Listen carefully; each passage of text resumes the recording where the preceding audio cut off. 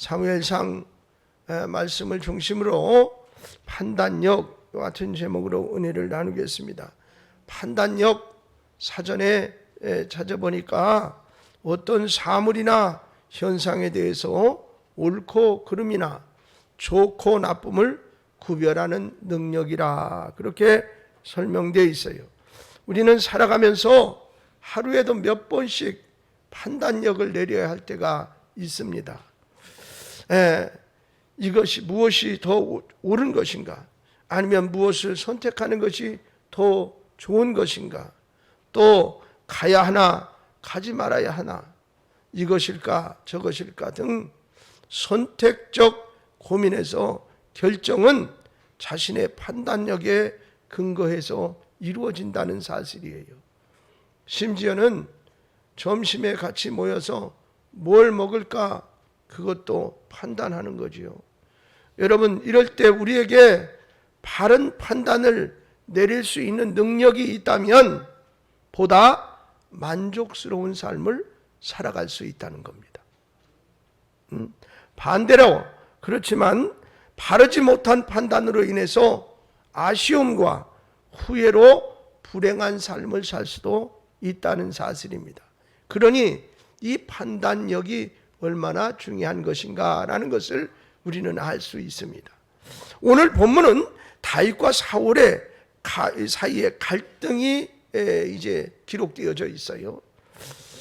쫓는 자와 쫓기는 자의 갈등, 여기에는요 생명이 같이 걸려 있는 문제예요. 그런데 칼자루는 누구에게 있는가 가만히 보니까 다윗에게 있어요.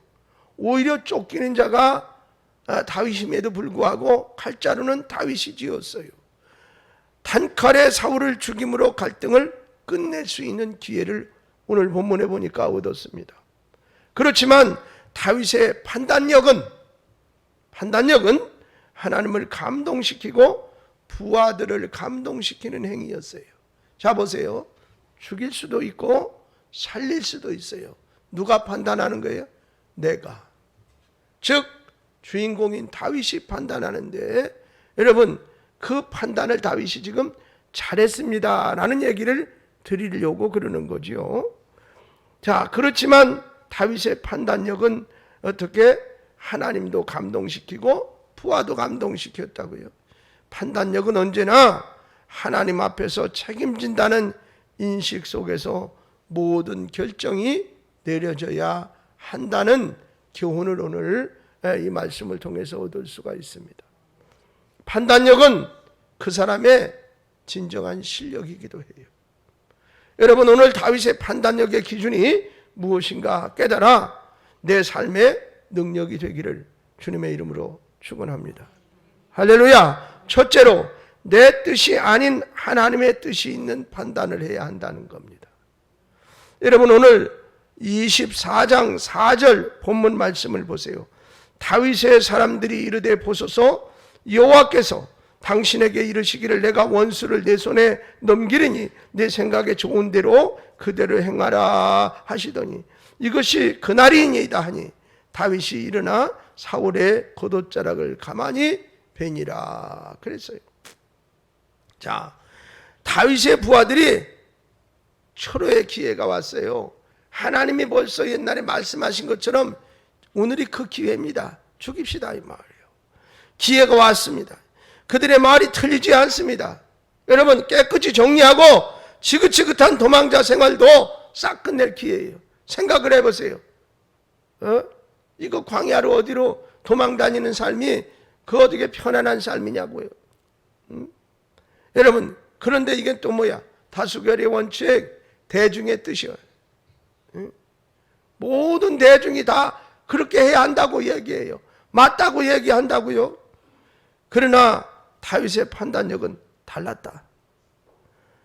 사람의 뜻과 군중과 무리의 뜻에 시들리지 않고 하나님을 먼저 생각했어요. 다시 말하면 중심에 하나님의 마음을 두고 다윗이 살았다 이 말이에요. 여러분, 사람의 뜻이 있고 여론의 뜻이라 할 때가 분명히 있어요. 군중은 머리는 어디 있는데 사실은 어떻게 두뇌가 부족할 때가 많아요. 예. 여러분, 그러나 상황에 따라 죽일 수도 있는 거 아닙니까? 근데 기름 부은 주의 종에게 칼을 대는 것은 하나님의 뜻이 아니라는 거예요. 그런데 지금은 어떻게 극박한 상황이야. 잘못하다간 자기가 죽게 생겼어. 그러잖아요. 사울은 지금 군대를 이끌고 다윗 일행을 잡아서 다윗을 죽이려고 쫓아다니고 있잖아요. 여러분, 바로 이 부분이 중요한 것입니다. 사람의 뜻은 상황에 따라서 변한다는 거예요. 변해요. 사람이 자꾸 달라져요. 환경과 상황에 따라서. 진리를 따르는 것입니다.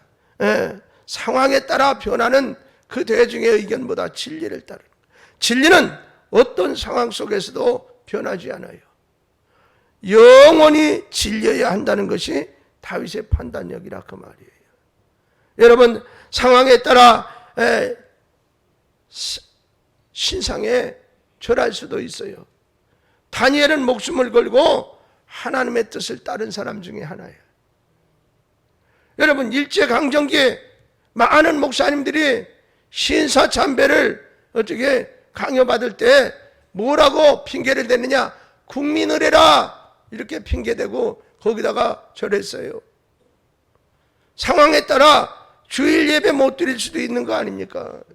더군다나 코로나 시대에 비대면 예배까지 생겼는데, 여러분 뭐하러 여기 나오셨어요? 텔레비전 들어봐요. 훌륭한 목사님들이 예배드리고 설교하는데 박 목사보다 더 잘해요. 여러분, 성전에 나와서 드리는 예배가 아니라 가정에서 예배를 드리는 예배. 예배만 드리면 된다고 생각할 수 있잖아요. 하지만 성전에 나와서 하나님의 백성들과 함께 모여 예배하는 것이 진정한 기독교의 진리예요. 네.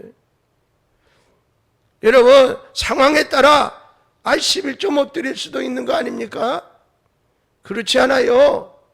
11조 드리는 것은 드려도 되고 안 드려도 되는 것이 아니라 하나님의 명령이에요. 여러분, 상황에 따라 전도 못할 수도 있는 거 아닙니까? 선교는 주님의 마지막 지상 명령이에요. 네. 여러분, 내 코가 석자고 내 교회 상황이 어려운데 선교 못할 수도 있지요. 생각하지만 사실은 교회가 존재하는 이유 가운데 하나가 주님의 명령인 선교 사역이에요. 올바른 판단력은 진리여야 돼요. 하나님의 뜻에 맞아야 된다 그 말이에요. 아멘입니까? 만일 다윗이 부하들의 말을 듣고 사울을 동굴에서 죽였다고 칩시다. 과연 그것으로 그냥 딱 끝났을까요? 사울의 군인들이 자신의 왕을 죽인 것에 대해서 피해 복수가 더 강하게 나타날 수도 있습니다. 같은 민족끼리 군사 대 군사의 전투를 치루할 상황일지도 모릅니다. 여러분, 진리가 상황을 끌고 가는 판단력이 옳은 판단력이지, 상황이 진리를 끌고 가면 그릇된 판단으로 인해서 실패할 수가 있다는 사실입니다. 대중들이 다 그렇게 말하니까. 누가 그렇게 말하니까. 그래서 제일 좋은 게 뭐냐? 선동하는 거예요. 선동. 예? 공산주의는 선동해요. 선동. 거짓을 자꾸 뿌려가지고 사람들의 마음을 선동해요. 그래서 아닌 것도 옳다고 그래요. 핵무기 만드는 게 다 옳다고 그래요. 여러분, 백성들은 피골이 상접해서 죽어가는데도 그거 만들어야 된다고 그래요. 선동해. 그러면서 우리가 세계에서 참 막 핵무기 가진 강력한 나라라고 막 그러면서, 강력한 뭐예요? 핵무기 잔뜩 가지고 있으면 배고파서 다 죽게 생겼는데 그 선동하는 거예요. 자꾸. 그러면 사람들이 그렇대 그러니 나중에 보면 진짜 그런 것 같아요. 여러분, 우리 교회가 예배 전에 예배 드리면서 늘 하잖아요. 뭐라 그래요? 나는 구원받은 하나님의 자녀입니다. 나는 꿈이 이루어지는 사랑의 공동체 병점상동교회 성도입니다. 여러분 이거요 심리학자 통계학자가요 3,000번 이상을 계속 되뇌면 그 속에 팍 빠져들어가서 그렇게 된다는 거예요. 여러분 올바른 판단은 하나님의 뜻이 개입돼야 된다. 만일 다윗이 부하들의 말을 듣고 그렇게 됐다 그러면 오히려 더 어려움이 있었을 거예요. 진리가 상황을 끌고 가는 것이 되어야 된다. 아멘. 올바른 판단력이에요. 그래야. 그런데 거꾸로 상황이 진리를 끌고 가면 그릇된 판단이 된다는 거죠. 그렇다면 하나님의 뜻은 어떻게 아는 겁니까, 목사님? 그 뜻을 알아야 될 거 아니에요. 하나님의 뜻을 알고 가는 것이 아니라 진리대로 가면 하나님의 뜻인 거예요. 하나님 말씀대로 하면 그것이 진리고 하나님의 뜻인 거라 이 말이에요. 여러분 우리는 하나님의 뜻이라고 자신 있게 행동하지만 그것이 아닐 때 오는 낭패를 보는 사람들을 많이 봐요. 여러분 하나님의 뜻은 이렇습니다. 보세요. 데살로니가전서 5장 16절로 18절 뭐라 그래요? 항상 기뻐하라. 쉬지 말고 기도하라. 범사에 감사하라. 이것이 그리스도 예수 안에서 너희를 향하신 하나님의 뜻이니라. 이게 하나님의 뜻이래. 또 로마서 8장 28절 말씀 보세요. 우리가 알거니와 하나님을 사랑하는 자 곧 그의 뜻대로 부르심을 입은 자들에게는 모든 것이 합력하여 선을 이루느니라. 이게 하나님의 뜻이래요. 여러분 아브라함은 이것에 대해서 사실 보면 성경의 흐름상 쭉 보면 자신이 있었어요. 누가 봐도 소돔성이 축복의 땅임을 다 압니다. 그러나 아브라함은 먼저 조카 롯에게 선택권을 줘요. 그는 자신 있는 사람이었어요. 하나님이 아브라함에게 뭐 하셨어요? 약속해 주셨거든요. 어디를 가든지 내가 너와 함께 할 거야. 네가 밟는 땅은 축복의 땅이 될 거야. 아멘. 이 말씀을 아브라함은 어떻게 믿었어요? 그러니까 눈으로 보이는 소돔이 문제가 아니에요. 내가 서 있는 곳 하나님과 내 관계가 바르면 여기가 축복의 땅이 될 수 있어. 그 믿음을 가졌어요. 그 말씀을 자기 것으로 삼았어요. 그러니까 어떻게 자신 있었어요. 그러니까 네 택해 이야기하는 거예요. 자신 없어 봐요. 자기 밑에 식솔이 얼만데 잘못했게 난 다 죽게 생겼어요. 그러면 어떻게 해요? 주판 튕겨봐야 거 아니에요. 더하기 나누기도 해보고. 그래서 옳다구나. 이게 얼마나 좋아. 그러니까 성경에 보니까 말이에요. 보암직도 하고 먹음직도 하고 그걸 속으면 안 돼요. 성도는 거기에 속으면 안 돼요. 여러분 뭐예요? 눈으로 보여도 이것이 찌질애기 같아 보여도 하나님의 말씀의 기준으로 이것이 맞다 그러면 취할 수 있어야 그게 성도지. 세상 사람들의 논리와 똑같은 방법으로 세상을 살아간다면 무슨 성도예요? 여러분 아브라함이 3일간 기도하고 응답받고 오겠다 그렇게 말하지 않았어요. 창세기 13장 9절에 보니까 내 앞에 온 땅이 있지 아니하냐. 나를 떠나거라. 내가 좌하면 나는 우하고 내가 우하면 나는 좌하리라.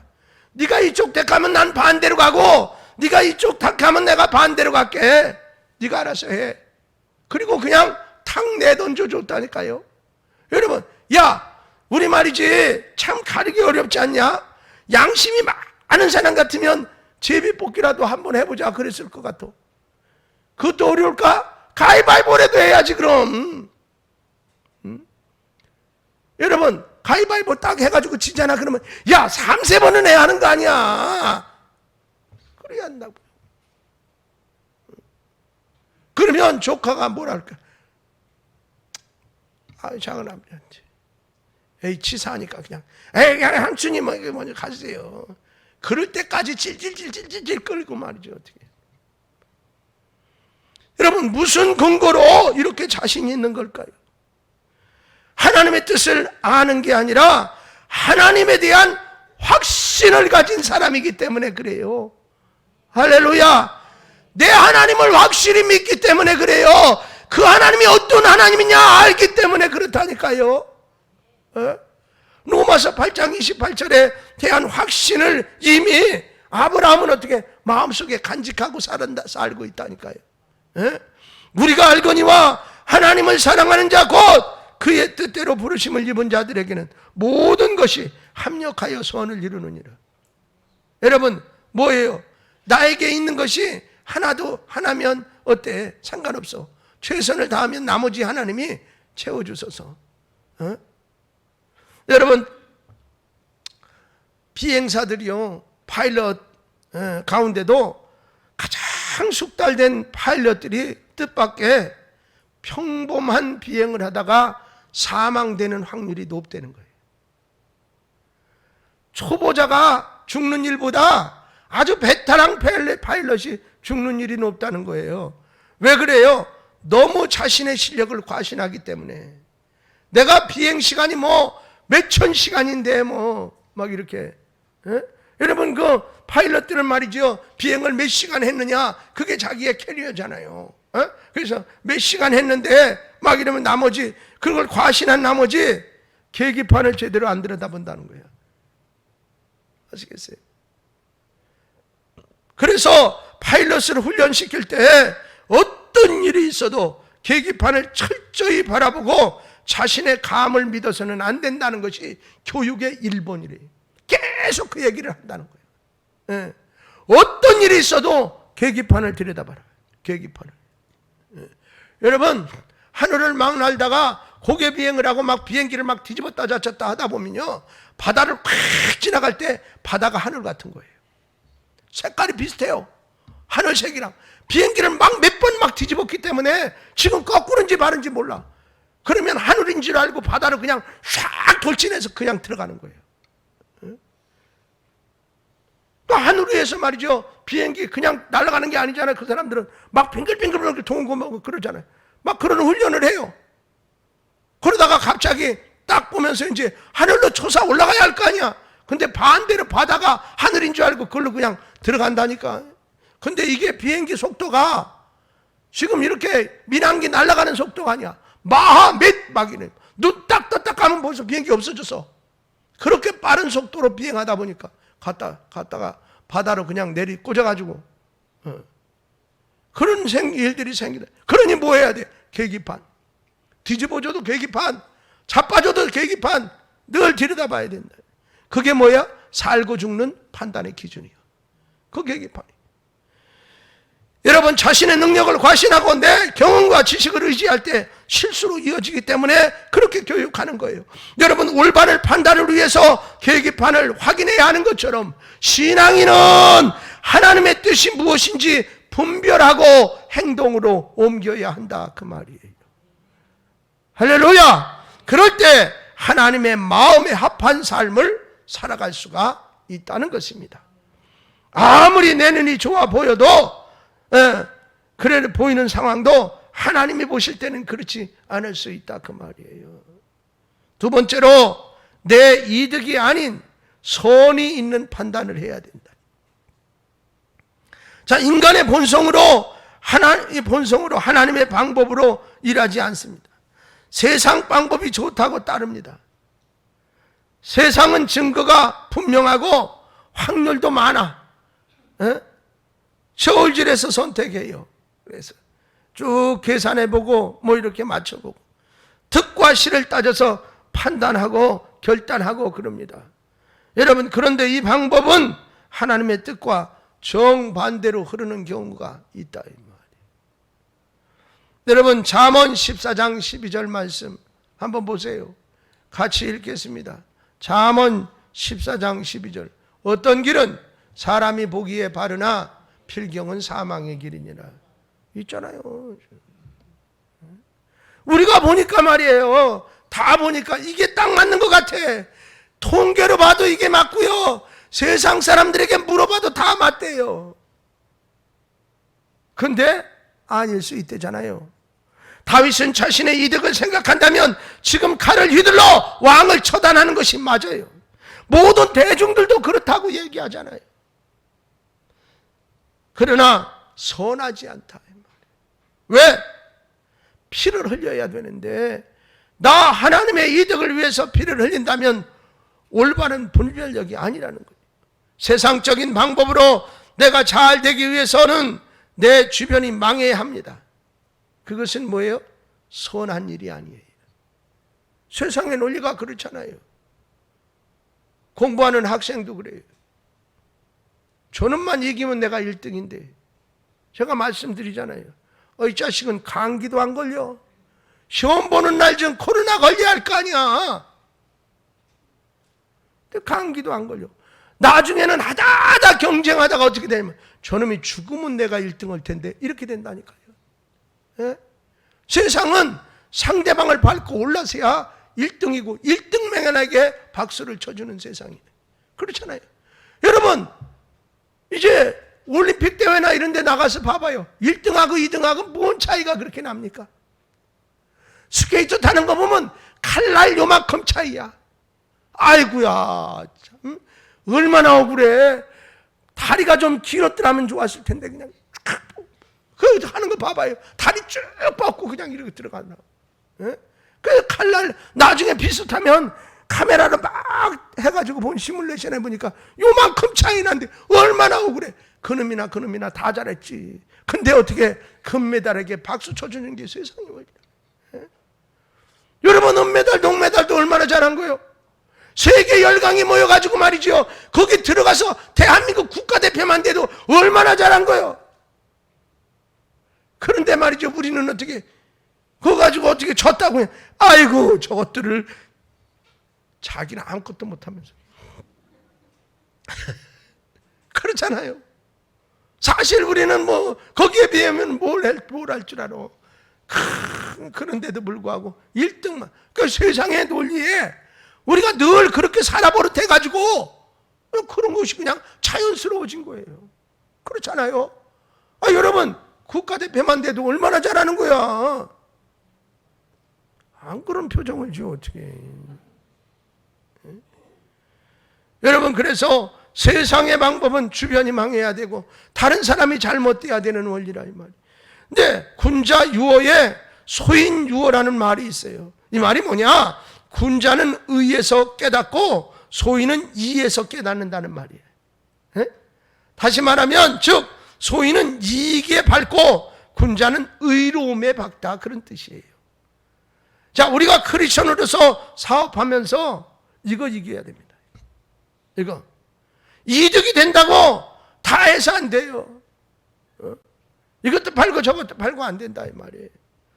이것이 옳으냐? 하나님 앞에 바르냐? 하나님이 기뻐하시는 것이냐?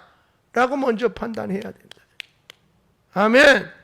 잠언 19장 17절에 가난한 자를 불쌍히 여기는 것은 여호와께 구워드리는 것이니 그의 선행을 그에게 갚아주시리라.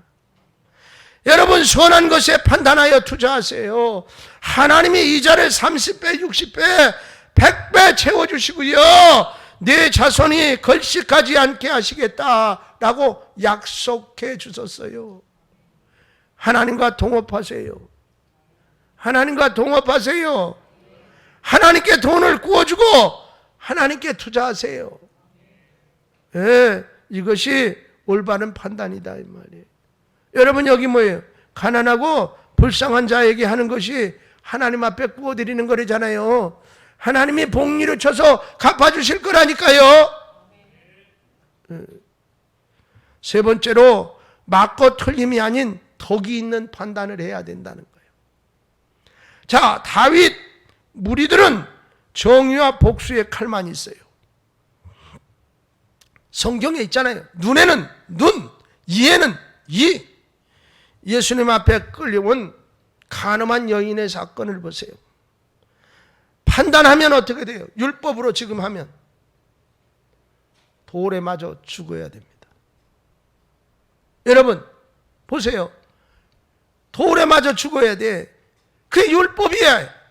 그런데 예수님은 그 여인을 어떻게 살려주잖아요. 살려주고 구원의 백성 삼고, 여러분, 이 판단이 엄청나지요. 별것 아닌 것 같지만.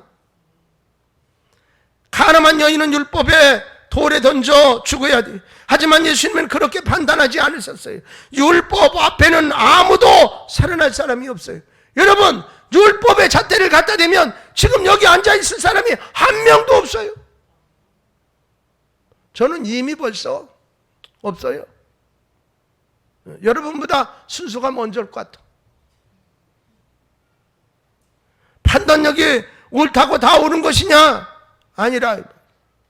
아멘. 여러분, 성경 한번 읽어보려고 그래요. 베드로후서 1장 5절로 8절인데 우리 성경이 아니라 새 번역으로 번역한 성경이에요. 그렇기 때문에 같이 한번 천천히 한번 읽어보겠습니다. 자, 그러므로 여러분은 열성을 다하여 여러분의 믿음의 덕을 더하고 덕의 지식을 더하고 지식의 절제를 더하고 절제의 인내를 더하고 인내의 경건을 더하고 경건의 신도 간의 우애를 더하고 신도 간의 우애에 사랑을 더하도록 하십시오. 이런 것들이 여러분에게 갖추어지고 또 넉넉해지면 여러분은 우리 주 예수 그리스도를 아는 일에 게으르거나 열매를 맺지 못하는 사람이 되지 않을 것입니다. 이렇게 하면 다 열매 맺는다니까. 뭐라 그래요? 믿음의 덕을, 덕의 지식을, 지식의 절제를, 절제의 인내를, 인내의 경건을, 경건의 형제 우애를, 형제 우애의 사랑을 더하라. 예, 이런 균형 있는 믿음이 판단력을 만들어낸다는 거예요. 그러면 성령의 열매를 맺는다. 균형 있는 믿음의 판단력을 만들어낸다. 여러분, 아무리 능력이 있고 뜨거워도 이런 열매를 맺지 못하면 틀린 거예요. 여러분 보세요. 말을 제일 잘하는 건 사기꾼이고요. 제일 열심히 있는 건 이단이에요. 이단을 못 따라가겠어. 우리 1단이라 그런가 봐.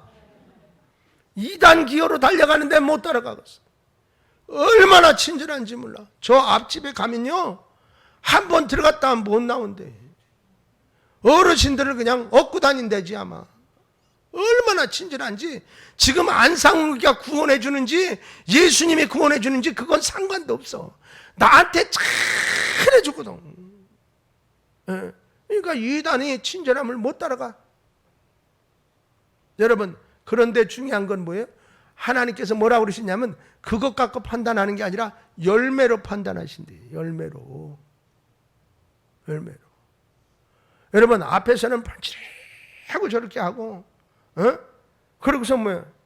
이제 신천지도 그래. 14만 4천 다 그러면 거기만 구원받는다고 막 그렇게 가르치고, 다 여기도 뭐 안상홍이 뭐 이렇게 가르치고 그래. 그래 놓고 어떻게, 야, 이제 종말이 금방 올 건데 재산이 뭔 필요 있어? 지금 공부를 뭐 그렇게 신경 써서 열심히 해? 그러니까 그냥 대학생들이고 뭐 그냥 막 다 와서 봉사하라고 그러고 막 일 시켜먹고 막 그리 다. 그리고 어떻게 재산도 그까짓 거 가지고 가면 왜 하늘나라에다 저금해야지. 빨리빨리 팔아가지고 가져라고. 그래 놓고 지들은 어떻게 뒤에다 땅 사고 투자하고 그지다. 지금도요, 안상홍 이파 장길자파가 계속 법정 다툼하고 싸움하고 자빠졌어. 근데 성도들한테는 안 그렇다는 거예요. 우리는 봉사를 잘해서 영국 여왕상을 받았다고. 기독교 단체가 봉사한 걸 다 드러내놓고 얘기하면 따라도 못 와. 뭔 얘기? 저 사람들은 그것을 사람들을 미혹하는 선전의 도구로 쓰기 때문에 그렇죠. 기독교는 안 그래요. 왼손이 하는 거 오른손이 모르게 하라고 그랬고, 그냥 그건 당연히 해야 될 일이라 뭔 자랑거리나 된다고. 여러분, 근데 중요한 건 뭐예요? 열매로 판단하는 거다. 열매. 갈라디아서 5장 22절로 23절에 뭐라고 그래요? 오직 성령의 열매는 사랑, 희락, 화평, 오래 참음, 자비, 양선, 충성, 온유와 절제라. 예? 여러분, 이런 열매로 올바른 판단을 하는 것이라 이 말이에요. 받았냐 안 받았냐, 방언하냐 못하냐, 이것보다 중요한 것이 이런 덕스러운 열매를 맺혔느냐, 이거다 이 말이에요. 아멘 하세요. 여러분, 그렇다고 해서 방언하는 분들을 제가 폄하하는 거 아니에요. 저도 방언하니까. 이게 그게 중요한 게 아니라 그것보다 더 중요한 건 열매예요. 네, 예수님은 가늠한 여인을 예수님 발 앞에 끌고 와서 돌로 치려고 하는 무리들에게 죄 없는 자가 먼저 돌로 쳐라 했어요. 이 얼마나 지혜로운 판단력입니까? 사랑의 판단의 기준 아닐까요? 여러분, 결론을 맺으려고 그래요. 판단력은요, 얄팍한 인터넷 정보 시대의 정보를 통한 지식의 문제가 아니에요. 네? 컴퓨터는 자동으로 업데이트도 됩니다. 그러나 인간은 참 힘든 존재예요. 업데이트가 잘 안 돼요. 네? 여러분, 그래서 3살 예, 3살 버릇이 8까지 가고요. 이미 벌써 떡잎부터 알아본다는 그런 말이 있어요. 예, 그래서 나는 판단을 잘못해서 그 왼수를 만났지만 그렇지만 여러분의 손주나 아직 결혼하는 이렇게 후손들은 여러분들이 좀 잘 판단을 좀 해주시기 바래요. 말도 안 듣겠지만 여러분, 인물이나 배경이나 이런 것이 더 중요한 것이 아니라 귀한 성품이 제일 중요한 것이에요. 그래서 옛날 어르신들이 지혜스러웠어요. 그 집안의 내력이 어떠냐라는 것도 잘 보고. 여러분, 외국에는요, 목사가 되려면 그 집안의 내력을 다 봐요. 그래서 그 내력에 뭐가 문제가 있으면 신학교 입학도 안 시켜요. 가령 자살해서 죽은 사람이 있어도 안 되고 그런 게 있어요. 여러분, 그렇기 때문에 사람은 잘 업데이트가 안 돼요. 이 말은 뭐예요? 사람 고쳐 쓰기 어려워요. 정말 어려워요. 입력된 것이 잘 제거되지 않아요. 새 것이 내 안에 인솔되지 않습니다. 잠재의식, 습관, 고정관념, 경험이라는 프로그램이 이미 딱 짜여 있어요. 다른 게 밀고 들어갈 틈이 없어요. 그래서 뭐예요? 젊은이들이 우리 보고 꼰대라고 그러는 거예요. 꼰대 맞아요. 인간은 어떻게 업데이트가 그럼 존재하는가? 잘 들으세요. 결론이에요. 죽는 거다. 죽어야 돼요. 방법이 없어요. 그 말이 뭐예요? 싹 지우는 거예요. 여러분, 그래서 매일매일 다시 태어나야 된다. 성경이 그렇게 얘기해요. 여러분, 영어 단어 이제 뭐냐면 리포메이션. 여러분, 번역 혹은 개혁이라는 말로 번역되는데요, 여기에 정관사 더가 붙으면 종교개혁이라는 의미로 쓰임을 받았어요. 그런 명사이기도 해요. 이 단어는 2개로 분절되는데요, 리와 포메이션 2개가 붙었어요. 여러분, 즉 형태를 완전히 바꾸는 것을 말해요.